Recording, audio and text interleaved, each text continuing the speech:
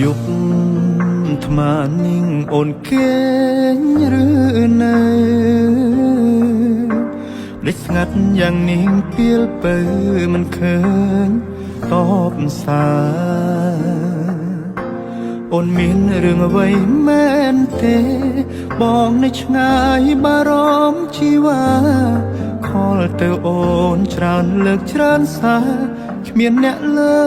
កឆ្លើយខលមកវិញលឺសំលេងប្រុសសំដីមិនសូវពីរួមសំឡុតត្រានត្រានៅពេលទៅខលថ្មនឹងតែភ្លេចឈឹងយើងបែកគ្នាហើយមានសិទ្ធទេសួរអូនឲ្យឆ្លើយដោយការគ្រាមុនសង្សារចាំងអើយបងសំតខលទៅរំខានព្រោះរឿងប៉ុន្មានដែលយើងខំសាងមិនតន់ភ្លេចអស់ច្រឡំឆាតប្រាប់ពាក្យថានឹកច្រឡំឆាតប្រាប់ថានៅស្មងទាំងការពិតមកនាងគិតខំម្នាក់ឯងរហូតសង្សារចាំងអើយប្រាប់នាងថ្មីអូនថាបងសុំទុំកុំហងលើកនេះបងតែជ្រុលជ្រងទៅលើជីវ៉ាបងសារភាពថាបងស្រវឹងក៏សារភាពថាបងញ៉ាំស្រាតែពេលនេះចង់ប្រាប់អូនថា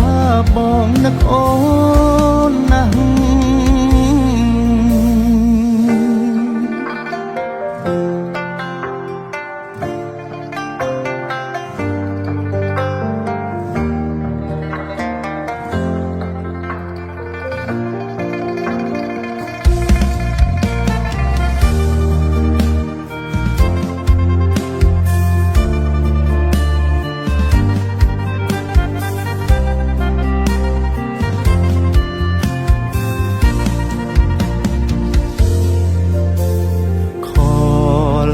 មកវិញលឺសំលេងប្រុសសំដីមិនសូវពីរួមសំឡុតត្រានត្រានៅពេលទៅខលថ្មនឹងតែភ្លេចឈឹងយើងបែកគ្នាហើយមានសិទ្ធទេសួរអូនឲ្យឆ្លើយដោយការគ្រាមុនសង្សារចាំងអើយបងសំតខលទៅរំខានព្រោះរឿងប៉ុន្មានដែលយើងខំសាងមិនតន់ភ្លេចអស់ច្រឡំឆាតប្រាប់ពាក្យថានឹកច្រឡំឆាតប្រាប់ថានៅស្មង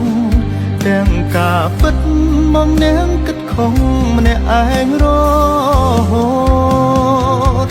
សង្សារចាំងអើយប្រាប់នាងថ្មីអូនថាបងសុំទុំ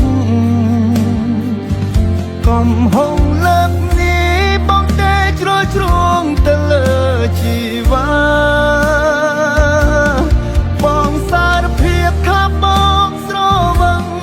ក៏សារភាពថាបងញ៉ាំស្រាតែពេលនេះចង់ប្រាប់អូនថាបងនឹកអូនណាស់